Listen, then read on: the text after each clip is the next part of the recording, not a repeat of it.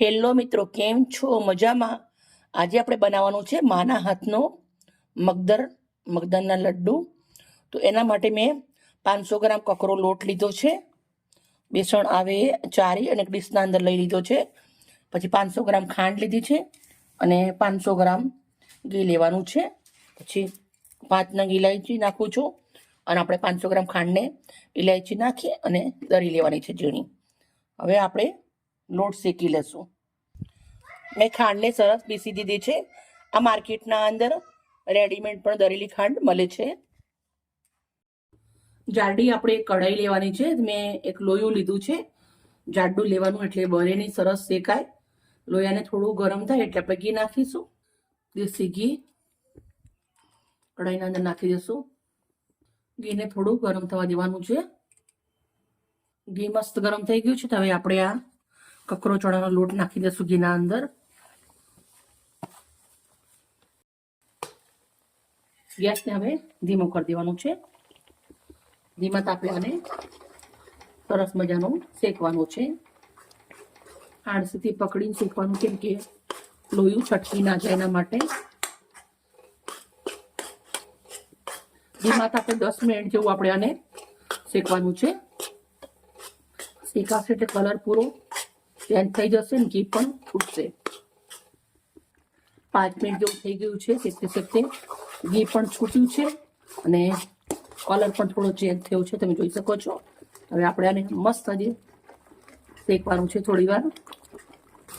મારે નાની દીકરીઓ જમાડવાની છે અને બહારની મીઠાઈ નથી લાવવાની, એટલે મેં આવી રીતના ઘરે જ બનાવ્યું છે. બાળકનું હેલ્થનું ધ્યાન રાખવું પડે નાની દીકરીઓનું, એટલે મેં આવી રીતના ઘરે જ બનાવું છું. મિત્રો, મારી મહેનત અને મારી વિડીયો સારી લાગે તો પ્લીઝ મને એક લાઈક કરજો, દોસ્તોને અંદર શેર કરજો. રોજ રોજ હું નવી નવી રેસીપી લઈને આવું છું. બહુ સરસ અને એકદમ હેલ્ધી હોય છે. તો અમારી ચેનલ એકવાર જરૂરથી જોજો, કૃષ્ણા રસોઈ. તો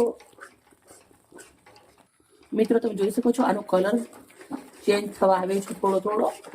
થોડી વાર હજી શેકું છું અને હું થોડું એવું દૂધ નાખું છું, એ બી તમને બતાવું છું. મિત્રો, આ થોડું મસ્ત શેકાવા આવે પછી આપણે અંદર 1 ચમચી એટલું દૂધ નાખવાનું છે. 1 જ ચમચી, વધારે નહીં. આપણું મગદળ કણીદાર સરસ બને એના માટે દૂધ નાખ્યા પછી આપણે આવી રીતે થોડી વાર એને ફેટવાનું છે. શેકવાનું ખાસ ધ્યાન રાખવાનું, એકદમ ધીમા તાપે મસ્ત શેકવાનું છે આને. દૂધ નાખવા થોડું કલર ચેન્જ થયું, તમે જોઈ શકો છો. સરસ શેકાઈ રેડી થઈ ગયું છે. હવે મેં ગેસ બંધ કરી દીધો છે. હવે આપણે એને થોડું ઠંડુ પડવા દેવાનું છે. તો આવી રીતે એને ચમચો ફેરવું છું અને આપણે ઠંડુ પાડી દેવાનું છે. ગેસ બંધ કરી દેવાનું છે. હવે આપણે એને એકદમ ઠંડુ પાડી દેવાનું છે. તમે જોઈ શકો છો એકદમ કણીદાર સરસ મજાનું શેકાઈ ગયું છે. આ મસ્ત ઠંડુ પડી જાય, આંગળી આપણી જાય એવું ઠંડુ પડી જાય પછી જ ખાંડ નાખવાની. પહેલથી ખાંડ નાખીએ તો એકદમ ઢીલું થઈ જાય, મજા ના આવે. એટલે આને આવી રીતના હલાવી અને આપણે પહેલા ઠંડુ પાડી દઈશું. આને ઠંડુ પડતે 10 મિનિટ જેવું લાગી જાય છે.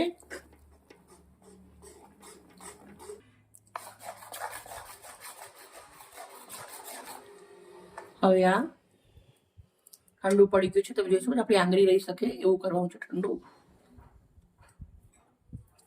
હવે જે આપણી પીસેલી ખાંડ છે એ નાખી દેવાની છે. એકદમ બારીક પીસી દીધી છે મેં. પછી ખાંડ નાખ્યા પછી આપણે આવી રીતે પહેલા એને મિક્સ કરી દઈશું. 500 ખાંડ, 500 ઘી અને 500 લોટ, એ માપ હશે તમારી બધું પરફેક્ટ બનશે. અને તમારે કિલોનો બનાવવું તો કિલો ખાંડ, કિલો ઘી લેવાનું, કિલો લોટ.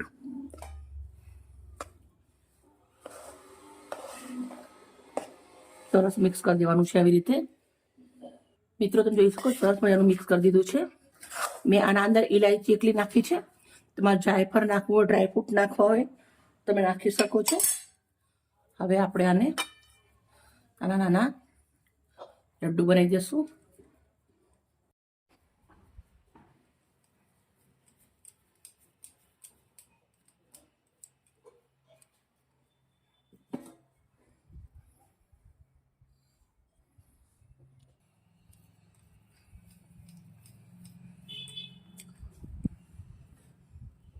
થોડી વાર રહી પછી આપણે બીજો હાથ મારશું એટલે સરસ મજાના ગોળ થઈ જશે. પહેલા આવી રીતે બનાવી દેશું. 5 મિનિટ પછી આપણે ફેરથી એક હાથ મારી લેશું એટલે મસ્ત ગોળ થઈ જશે મગદર. મગદર આપણો બની સરસ રેડી થઈ ગયો છે. તમે બીજો હાથ મારો યા ના મારો, અમારે આવી છે ઉતાવળ એટલે અમે ઝટપટ દીકરીને આપી દઈએ છીએ જમવાનું. મિત્રો, અમારી વિડીયો સારી લાગી મહેનત તો પ્લીઝ અમને લાઈક કરજો, દોસ્તોને શેર કરજો. આવી જ મજેદાર રેસીપી સાથે કાલે પાછી આવીશ. Bye bye.